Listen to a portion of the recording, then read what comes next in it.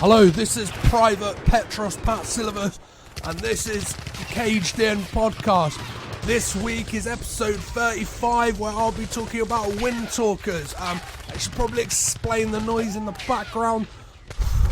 I don't know what happened. I woke up hungover after the last episode, the bonus episode where I was joined with by Tonight with Bob and Joe, and we watched Face Off. We got super drunk, and next thing I knew, I woke up and I had somehow joined the army.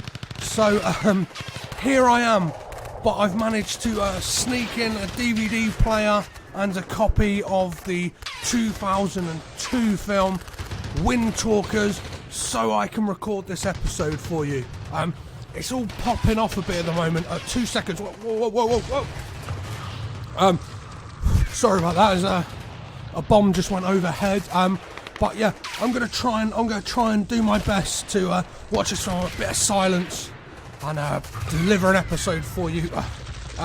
If you have the time, please go on iTunes, rate, review, and subscribe.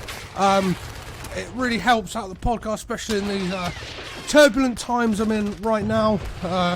You can always check out the website as well, which is www.cagedinpodcast.com, and to the anagram we have for this week, which is provided by Thomas_W_Hunter on Twitter, and what he has provided for Windtalkers is D-list wanker, which I think might be one of the best anagrams we have had so far.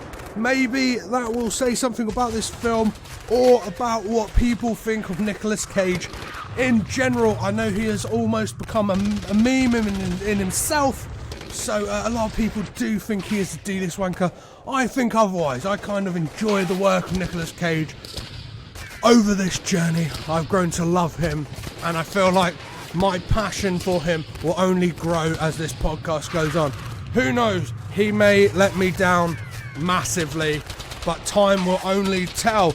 But let's get into Windtalkers and get raging with Cage. Oh, Windtalker, you got the best of me. I got a something, no catastrophe. Oh wow, oh hello.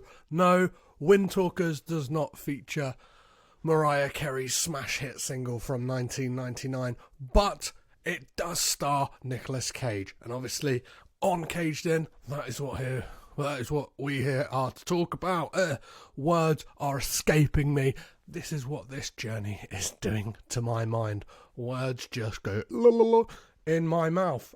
This is the second time we've had a run-in with director John Woo, who also directed 1998's Face Off, which, if you have been listening, was last week's bonus episode, was a little alternate commentary to that. So that was some fun stuff. But on to this. So before you get onto what I thought about the film, obviously throughout the film you'll probably gauge whilst I talk about what the fuck happens. So this film opens, the credits rolling over like a kind of Native American canyon, and it's kind of like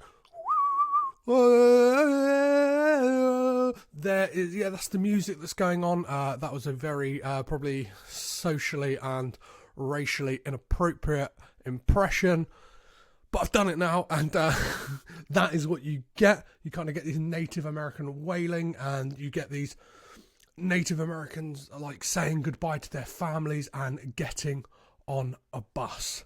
And then we cut to war-torn. Shit is popping off. It's the Solomon Islands, 1943. So this film, just like Captain Corelli's Mandolin, we see Nicolas Cage back in World War II. This time, a much different story. There's no love story going on. Or is there? We will find out, guys. There's like blood in the water, there's a dead soldier, and Cage is mowing motherfuckers down. It's like some straight up Rambo killing motherfuckers dead it's cool as shit. One thing I will say about this film, the action scenes, the war scenes are lovely. The bellissimo, they are, I really, really enjoyed, and I was gripped by all of the kind of wartime action scenes in this film. And then we have Nicolas Cage's men, and they are pinned down. They have people surrounding them, and they looked pretty fucked. All of his other comrades are getting mowed down left, right, and centre, and he is left alone. And then we cut to the Native Americans again learning code. These two Native American gentlemen, we will call them Ben and Charlie. Names they are given later. Charlie actually has an amazing name, which is like White House or White Horse. I think it's White Horse, not White House. No, that's where that dickhead orange bastard Donald Trump lives. Not White House, it's White Horse. But they are learning code, which is the namesake of it. They are the Windtalkers. They are using Navajo like words for things so the Japanese don't know what is going on when they are speaking over the radio. And then we cut back to Nicolas Cage. Now he is in the hospital and he is plagued by the war. He's having visions of all the bad shit that went down. And you can see clearly that his left ear is pretty fucked. And he chats to a nurse and he says, like, are you going to help me? Are you going to, like, help me out? Because I am fucked here. And he eventually goes for a hearing test where the nurse does help him out. She helps him cheat so he can lie and pretend that he is ready to go back into the field and just kind of get some type of weird revenge and just carry on with what he's doing, because he is a man who looks beaten down by war, and the only way to get through it is to continue down into the quagmire, the another layer of hell that is World War II there out in Japan. Alongside this test, we see a test with the code breakers, the code makers, the Windtalkers, the Native American chaps, Ben and Charlie, and they are the best in their class. And then Nic Cage, his name in this is Joe Enders, and I might refer to him sometimes as that. I might refer to him sometimes as Ragey Cagey or Slippery Nick or whatever the fuck I want to. It's my podcast. He has to visit the Major, who gives him his mission, and that mission is to escort one of the Native American gentlemen and protect a code at any cost. That is made very clear that he is not to protect the gentleman as such. He is to protect the code. So if it is a life or death situation, if there is an ultimatum between the Native American gentleman dying or being captured, if he's going to be captured by the enemy, he's got to kill him, because at the end of the day, the code cannot slip into enemy hands. It's the Enigma machine all over again, but this time it's not a little machine. It's a fucking human life, guys. And he is then teamed up with Ben Ghazi, his name is, and he is fucking cool. I don't know the actor's name. Literally just watched this film, and I do little to no research because I'm a fucking idiot. But yeah, he is a fucking wicked. And then we get the Navajo gentlemen on the bus, and they are being sent to the camp where Nicolas Cage is, and also there is Christian Slater, whose character's name is Ox. He introduces himself to Joe, and they're kind of like, they both see that they've got a stripe, and he's like, oh, what mission are you on? And Joe is like, I can't really say. And he's like, well, I've got a feeling me and you are both on the same mission. We've been given the same orders. Maybe you're supposed to look after one Navajo gentleman and I am to look after the other. And who'd have bloody thought it? Of course they are. Joe is very weary of getting friendly with the Navajo gentleman. He tries to make a pass to be his friend and introduce himself. Ben's like, hey, I guess we're going to be together, and he just fucks it up. He ends up spilling Joe's drink and then spilling his own drink on Joe's dinner, and he does not look like a happy bunny. He's kind of looking off into the distance very listfully, very, very longingly. He is a man who has been beaten down by war and feels pain deep inside his being. And he's just had his lunch run, so what a fucking idiot. And then we get that evening, and there is a poker game, and we are introduced to some more of the other troops in the party, and they are kind of a rogue gallery of... what's the word I'm looking for? They are rogues gallery of stereotypes. That is the one. We have a classically, like, you have a lot in these types of films, like the racist soldier who, from this point in the film, it's probably going to spoil something, but I knew from this moment, right, that guy is going to have his view changed. He is at some point going to be saved by one of these Navajo gentlemen, and he's going to be like, oh, you know what? All my prejudices and beliefs are wrong. I'm no longer a Neanderthal. I'm no longer this kind of archaic moron. I've learnt the error of my ways because one of these guys has been nice to me, and all these preconceived notions and all this kind of inherent family hatred I have for people who look different from me is just washed away. Though this character is great, his name is Chick. He is great because I imagine he kind of embodies a lot of the hatred that these people would have faced on a day-to-day basis. And obviously, it would be wrong of them not to show that in this film. That obviously, it wasn't smooth sailing for Native American and like Navajo gentlemen in World War II. That they were not just up against an enemy in the way of the Japanese, they were also up against an enemy of American citizens who can be arseholes. There's one of them in power right now who does not like anyone who looks any different to him. So it's good to see that the world has progressed, guys. Come on, let's sit Donald Trump down and get him to watch Windtalkers. Maybe he can learn from Chick that people who look different are nice and lovely and might save you in a wartime moment. So cut them some slack. Don't build no walls. Don't deport people. Just be nice to people, because at the end of the day, under that skin, we're all the fucking same, mate.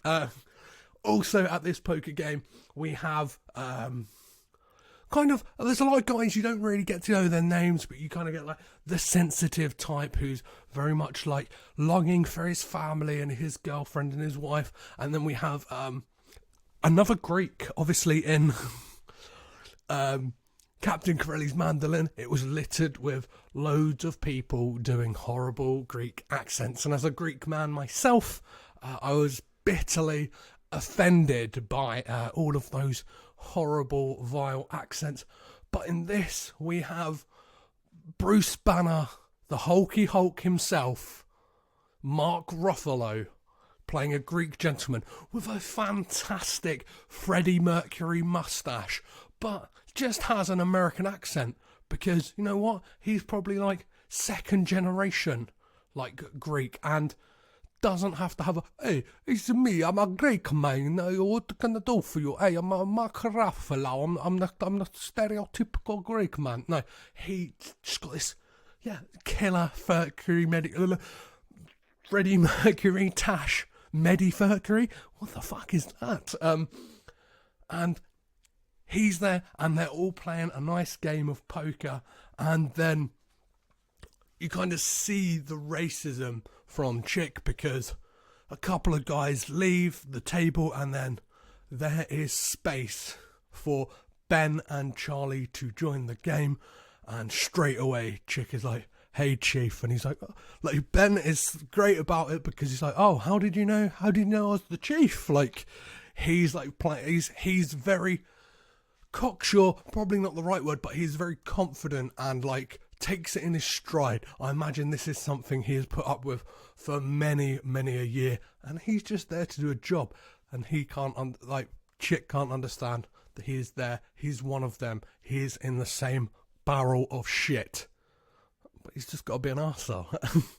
Then we get the next day, and we get the second outing in this Nicolas Cage journey from Peter Stormare, who you may remember from 8mm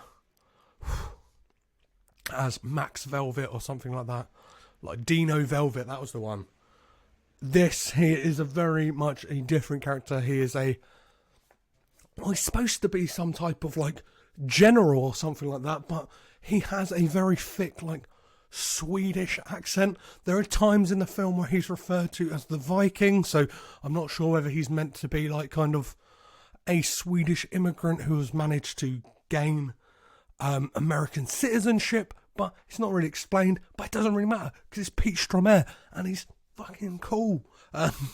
And he's like telling them like, we're gonna take him. We're going to this place. We're gonna take him down. We're going to the island of Senpei, and we're gonna fuck shit up. We're gonna come in from the thingy. We're gonna take the men down. Like let's fucking do this. He's G'ing them up. And then Joe has a series of flashbacks whilst this is going on. It's kind of a cool scene where it's kind of like intercut with the shadow of a fan spinning, and then he's just having these flashes of the like scene we had seen earlier of just kind of his men being mowed down.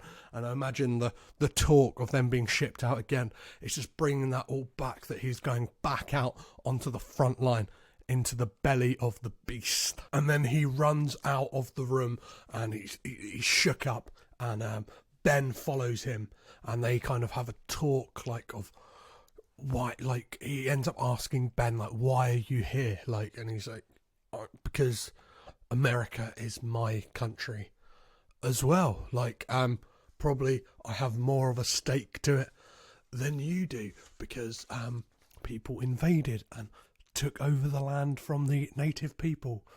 You arsehole. Then we cut to a scene of a like beach party. It's like their big party before they're shipping out. All of the troops are having a whale of a time. Looks pretty cool. It's like a kind of tiki bar on the beach, and they're singing sea shanties for some reason. Ox, Christian Slater's character, is playing the harmonica, and everyone is having a right old good time. And the nurse joins Joe for a drink, and they have a toast to the war. She instigates a toast to the war. He does not look that happy about it. It makes total sense. He's probably like, nah, this is pretty shit. And then we cut to Saipan, and it's this battle scene that is just fucking brutal. I kind of stopped taking notes because there's just so much to take in. It's just full on. It is like something out of like the cinematics from like a Call of Duty game or something like that. But it was great. Like, Cage is a madman in this scene. He is literally there, just fucking mowing people down, shooting people. Like, just I have noted down that he shouldn't be there. He is so shell shocked, and like he has got so like he is riddled with PTSD that he should not be there. He is just like anyone who comes up, he's just taking them down. And he then has like, he's like saying to Ben like, come on, we need to call in like the Navy and like get to it. And then they call in the Navy, and then like it really took me out of the film with this moment, because we kind of get these horrible, almost like stock footage, National Geographic footage of like war boats, and it just looked really grainy and horrible. Yeah, and it really took me out of the film. It was really disappointing, because this battle scene was fucking great. The warships take down a load of turrets and stuff like that. There's like guy wielding a flamethrower. He's blowing up tanks. There's explosions all over the place. Then we get, like, the evening, they're piling away their dead, like they're digging graves, and the troops share why they're there and what they'll do when they go home. And you can see in some of them there's a lot of regret and remorse. Like Chick, though, is like, my dad was in the army, his dad before that, this is in my blood, I'm here to do this. One of the other guys talks about, like, how he can't wait to be back in, like, Southern California where all the prettiest women are.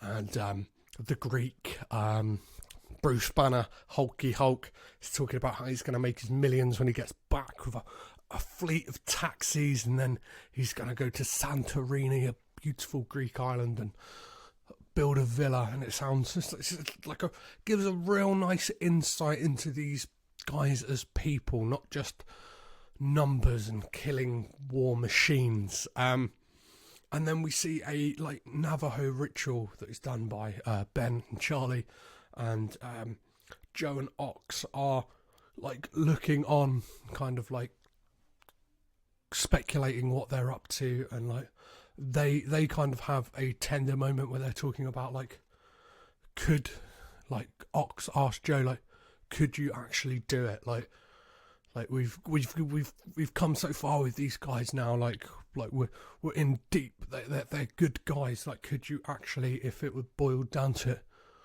could you kill them just to protect the code?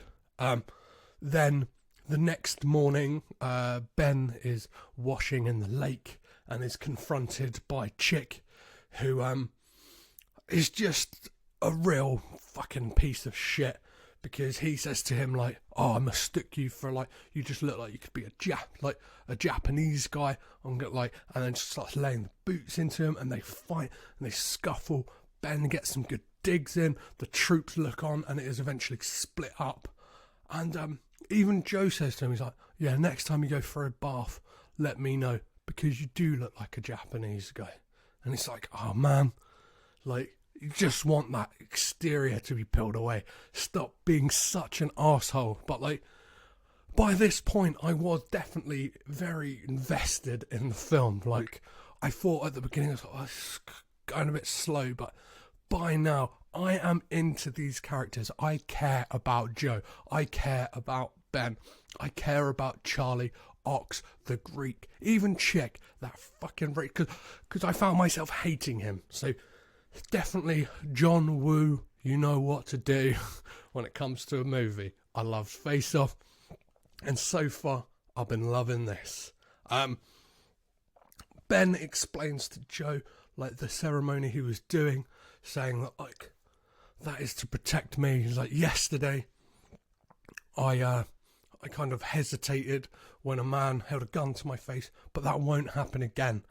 And kind of Joe dismisses it by, like, oh, just because your friend rubbed a bit of ash on you, you won't hesitate again. He's like, yeah, I will, because they're traditions passed down through generations, and it's something I believe in. These are my beliefs. And then we get an amazing scene of a kind of the blending of cultures, the native with the kind of, like, modern American man, when Ox and Charlie have a little jam. Like, Charlie with his mouth organ and Ox with his mouth organ and Charlie with a kind of, like, Native American Navajo flute.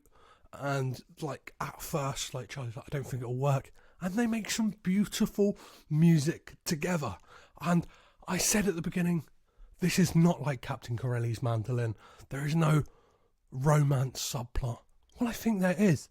There is this lovely melding together of cultures, a kind of forbidden love. It's a will they, won't they between Ben and Joe. It's a will they, won't they between Ox and Charlie. And it's really heating up. It's really getting a bit steamy, spicy. Then we get the first of the nurse is sending letters to Joe, and she talks, like, they're really fucking weird, because she, like, I don't know, the way they were recorded, there's a lot of like echo and reverb. It almost sounds like a voice from beyond. She sounds dead. They sound quite weird, and again, it takes you out of it. But it was a moment I was like, what the fuck is going on here? Then we get like they're all moving on to the next like station post, and Ben is writing letters to his son. And Joe's like, I told you can't write any fucking letters. We can't post them out. Nobody's supposed to know you're here. Like, they will, if they see that the letters are going to a reserve, then the Japanese will cotton on that we are using like Navajo, Native American speak over the radio. So none of that. And it's like, well, I just was actually hoping my son could read these letters when I get home.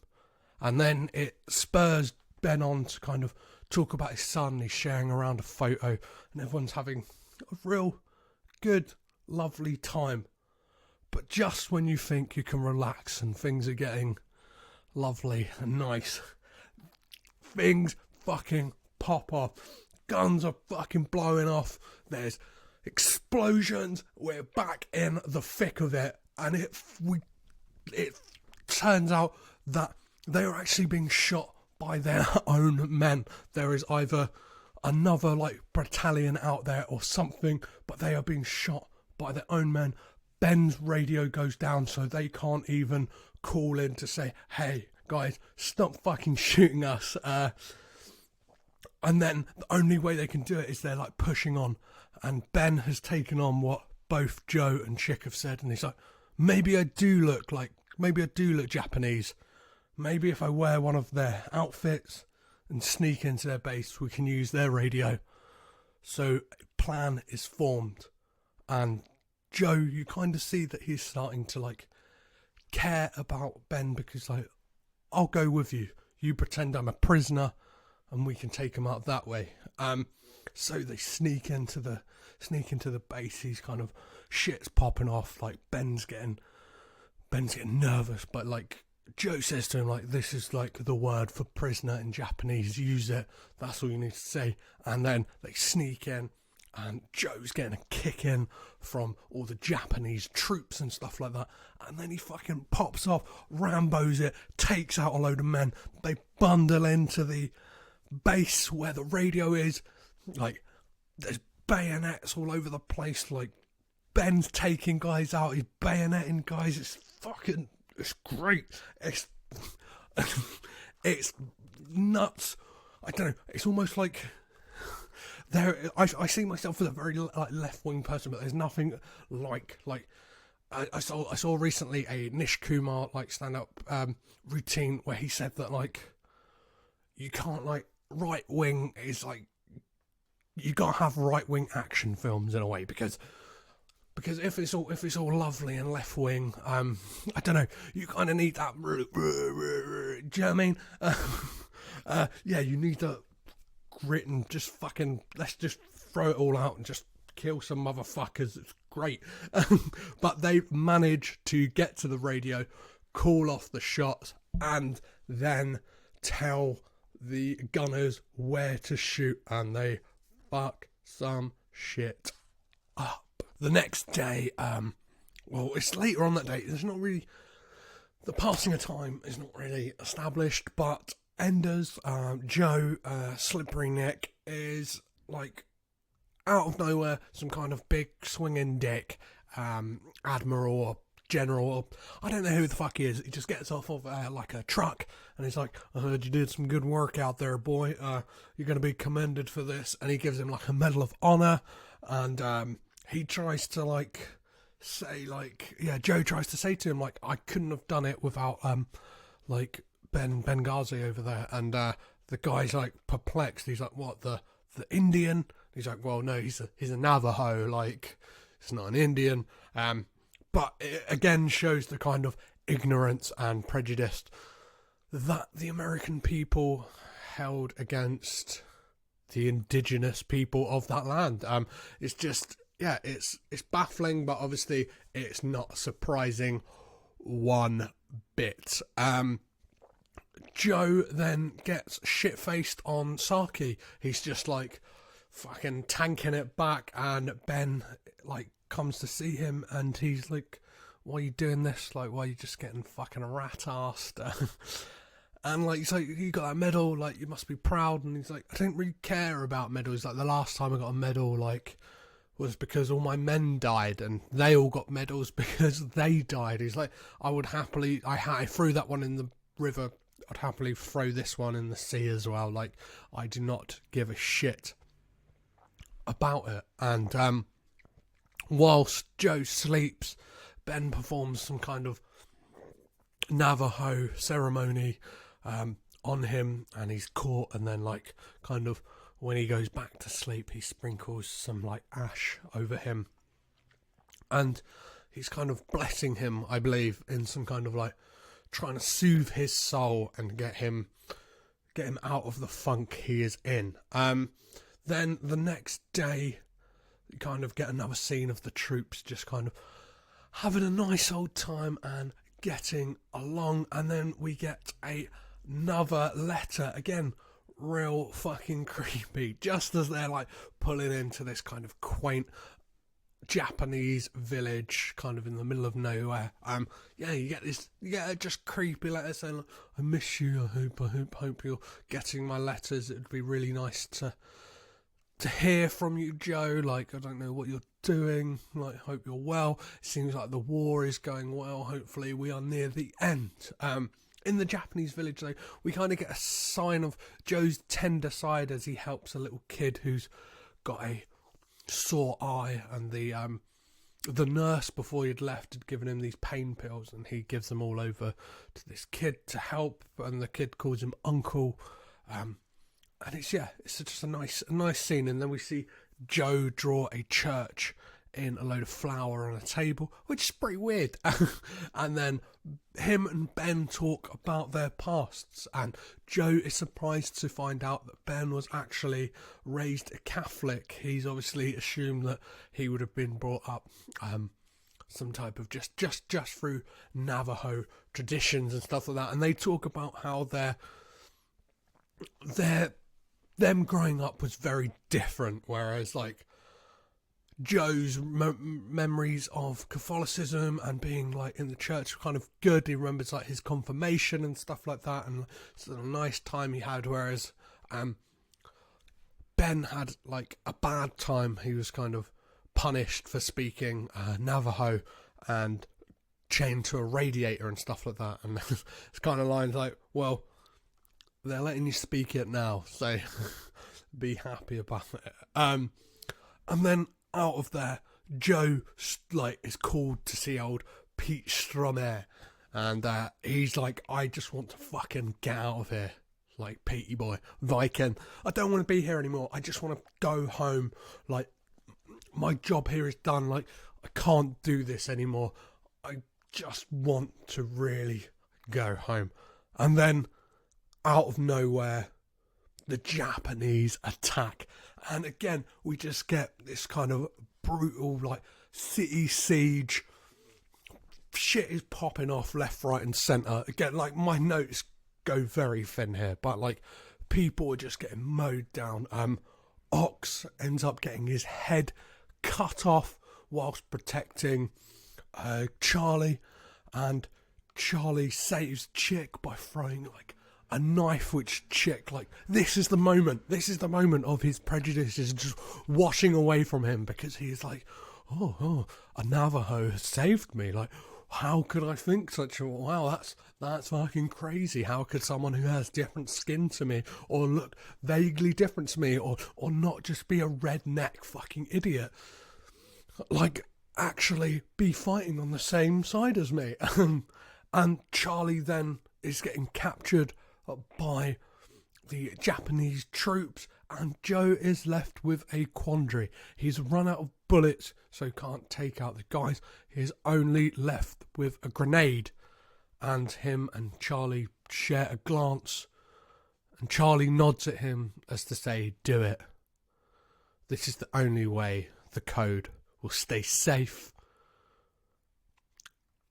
And Joe, you can tell against his own will, but for the good of following orders, even though it may create a rift between him and Ben, does it. Charlie's dead. He's blown up in the grenade blast. And it's a real emotional, tender scene because, like, you know that Joe doesn't, like, I don't know, he doesn't want to do this, but, like, obviously he's a man torn between doing what is right and doing what is right, if that makes sense. Doing what is morally right and what is right by the word of the higher ups and the higher in commands and stuff like that. Following orders, or kind of doing what is right by a man. But obviously, his life probably would have been made hell anyway if he had been captured and tortured, because they have cottoned on that he's special because Ox had given up his life to protect him, and that, like, the Japanese wanted to take him.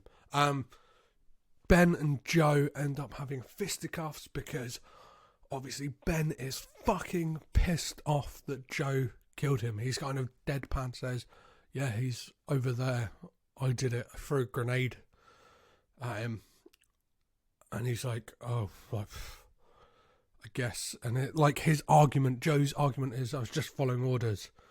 And in reference to something that he had said earlier when he was drinking the sake, he said, like, I followed, like, Ben reassures him that he's a good guy, like, those guys died because, like, what he couldn't have done anything different, and he says, like, you were just following orders, and he said, I was a damn good fucking Marine, and Ben repeats that back to him here, but very cutting, because all of, like, I don't know, it's like now that it affects him, though, that following orders is not a good idea. It's very difficult. But then we get the Viking, Pete Stromer. It explains their plan of where they are going next, and there is one last area to attack. They have to head up into the mountains to take on the Japanese troops. And he wants Ben up front. I'm not sure, some type of, like, sinister move on his part, like some kind of prejudice or racism in the way of the Viking or Pete Stromer. But obviously Joe seems okay with it because they've had a lover's tiff. We're very much on a will they, won't they here. Like, are they going to get back together? Are things going to be great? Are they going to be fine? Are they going to be dandy? They set up on their way up the mountains and then realise, fuck, we are in the middle of a minefield. You can see the beads of sweat running down their faces. Throughout their kind of quest, as it were, the Greek old Bruce Banner, the Hulk, has kind of suffered with anxiety attacks and kind of breathing heavy and hyperventilating all the time. And he's like, fuck this shit, I do not want to die, which is a very, very reasonable response. Very horrible fucking situation. Send, like, chick, they're like, you take the lead, and then fucking big balls Ben Ghazi pushes his way through, like, I'm gonna fucking do this, and then bang, out of nowhere, there is gunfire, people blowing up, mines going off. Like, genuinely, this film follows a pretty, like, similar pattern. There's kind of bang, bang, bang, bang, bang, quiet, quiet, quiet, quiet, quiet, bang, bang, bang, bang, bang, quiet, quiet, all quite emotional, like, touching moment, people giving an insight into bearing their souls to the rest of the troops, bang, bang, bang, bang, bang, halfway through. And this is another one of those moments, but literally everyone is fucking mowed down. All you are left with is the racist, the Greek, the Navajo, and Nicolas Cage. It sounds like a fucking terrible bad joke, doesn't it? It sounds like a kind of, like, I don't know, a Greek, a racist, a Native American, and Nicolas Cage walk into a bar. I haven't thought about what the rest of that joke could be, but it sounds very much like the premise for a terrible joke, and probably it's going to be offensive, isn't it? It's going to be a kind of Bernard Manning style, let's just offend all bases, even though It's not specified that any of them are women. It would probably be misogynist and sexist and just horrible to everyone. And then they need a radio because Ben again has dropped his, and they are held down. They've been shot at, and they're like, Joe's like, that's it. Nobody else is going to die. I'm gonna get that radio. You guys cover me. He's going out there, like him and Ben are taking people out. Joe saves Ben, and it's just fucking, it's emotional. It's tough stuff. But in the process of Joe saving Ben, he's shot, and Ben makes the call for air support, and just before air support turns up, Joe fades away and dies. And then we kind of get the last moments of this film is Ben back at home in the Arizona canyon with his family upon a rock, kind of doing some form of ceremony to honour the life of Joe. And Ben says to his son, if you ever tell a story about him, say he was my friend. And then the camera like pans out in the same way that it kind of began over the vastness of Arizona canyons. And then that is it. The ultimate sacrifice and has been made for a man of a different colour of skin to his own. He says, I enjoyed this film. It's, I don't know. As I said, I've only just watched it, and like, it was good. It obviously, as I pointed out, it has its kind of flaws, as in like it's kind of a very like cut and paste plot throughout. Like it's kind of, as I said, like you get the moments of tenderness, and then straight in bang, like war. But I thought Nicolas Cage was great in this. He played like someone who, obviously at the time, like PTSD in World War II wasn't really a thing. I believe they called it like shell shock or whatever. Like, but mental health and stuff like that in the way of war wasn't something. But he played that role great. It was very different to his role in Captain Corelli's Mandolin, and that's a good thing because this film was, I don't know, a lot more serious, and like it had that bing bang boom action that you kind of want from like a war film, and had a really nice message, a kind of message that like is still to this day feels quite poignant, especially in the turbulent times that America are living in at the moment in regards to race relations and stuff like that. So yeah, I thoroughly enjoyed it. Now it's to find out what those silly fucking idiots on the internet thought with the scores. And before I get to the scores as well, I'm sorry to say that the Anagram Hunter's anagram, like, I thoroughly disagree with that right now. At this point in his career, Nicolas Cage is not a D-list wanker at all. He is very much flying high in the winds with the talkers. I don't know why I sounded a bit like in the winds with the talkers. I kind of had the cadence of Christopher Walken there. But yeah, no, as great as that anagram is, it's not right. He is there. He is very much in the A-list. So, Windtalkers, and the scores that we have this week. We have IMDb, 6 out of 10. Rotten Tomatoes, 33%. And my old boy, Rog Ebert, gave this film 2 out of 4. So, yeah, people didn't really like this film. It kind of had a middling review from Roger Ebert. 33% on Rotten Tomatoes. That's pretty bad, isn't it?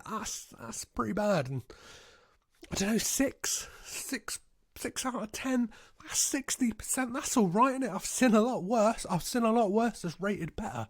But yeah, that is what the internet thought about it. Again, that is another great thing of me not going into these films, not knowing any prior knowledge, because if I had maybe known the scores, I could have went in there like expecting, like it's gonna be shit, and like kind of just looking for the flaws. But I just went in blind to it, and I was surprised. It was good. Like it's not really my type of film. I don't really seek out like these kind of war films. I've never been one for like, Band of Brothers, fucking hell, yeah. I find Call of Duty pretty boring. I never like. I don't know. Some people like I've seen Saving Private Ryan, but some people again are like, Saving Private Ryan, yeah, fucking do it. Watch it every month, mate. It's fucking great. Like shooting some fucking geezers and stuff. I'm not about that life. It's not me. So that is Windtalkers. And next week, what the fuck will we be talking about then? So, next week will be 2002 again. It will be adaptation. I have a very special guest for that episode, who is a guy I've never mentioned before. But yeah, he's a guy called Perry. He's very interesting, and me and him kind of have very different opinions on stuff. So it'll be great to sit down and talk to him.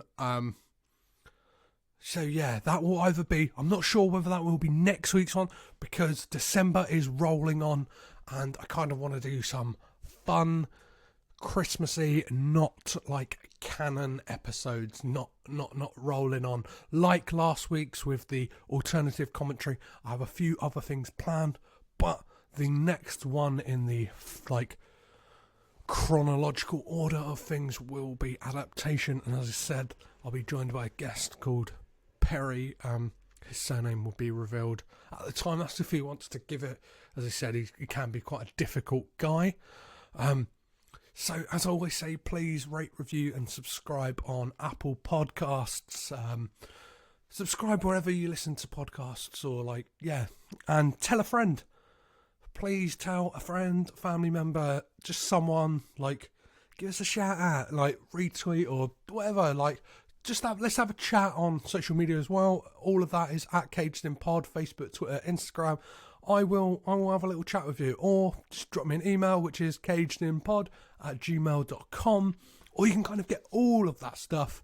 I should probably just give the website, because that's got everything on there. That's got links to all the social media. That's got a contact page and stuff like that, and that is cagedinpodcast.com. Simple as that. I'm not going to fucking worry about the www, because I've said it anyway, but you know how to. That's implied. You know what to do, guys. But yeah, go out there, listen to other podcasts, rate, review all of them, have fun. So as always, this podcast has been brought to you by cigarettes, a lack of sleep, and poor decision making in deciding to watch every single Nicolas Cage film. I've been your host, Petros Patsilivus. I've been caged in. You have been listening to this on headphones, or maybe not, on a speaker or on the phone speaker, or whatever, however you listen to a podcast. You've also been rad. So bye.